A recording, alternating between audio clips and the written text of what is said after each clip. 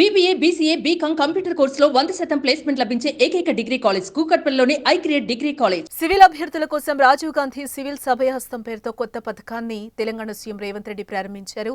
UPSC civils 2023 prelims లో pass అయిన అభ్యర్థులకు 1,00,000 చొప్పున ఆర్థిక సాయం అందించనున్నారు. సింగరేణి ద్వారా ఈ ఆర్థిక సాయాన్ని అందించనున్నారు. యూపీఎస్సీ సివిల్స్ 2023 ప్రిలిమ్స్ ఉత్తీర్ణత సాధించిన అభ్యర్థులతో సీఎం సమావేశమయ్యారు. ఇక ఈ సందర్భంగా యూపీఎస్సీ సివిల్స్ 2023 ప్రిలిమ్స్ ఉత్తీర్ణత సాధించిన ప్రతి అభ్యర్థికి శుభాకాంక్షలు తెలిపారు. ఆయన ఏండ్ల తరబడి ఉద్యోగాలకు ప్రిపేర్ అవుతున్నారని, అలాంటి వారి కోసం చేయూతగా అభ్యర్థులకు 1,00,000 రూపాయల ఆర్థిక సాయం స్కీమ్ ప్రారంభించామన్నారు. అభ్యర్థులంతా ఫుల్ ఫోకస్ గా చదివి సివిల్ సాధించాలని అన్నారు. అభ్యర్థుల సమస్యలను అర్థం చేసుకుని గ్రూప్ 2 వాయిదా వేసినట్లుగా సీఎం రేవంత్ రెడ్డి తెలిపారు.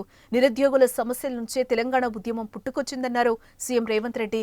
ఎంతో మంది పోరాటం చేస్తే తెలంగాణ వచ్చింది. అమరుల పునాదుల మీదనే రాష్ట్రం ఏర్పడిందని అన్నారు.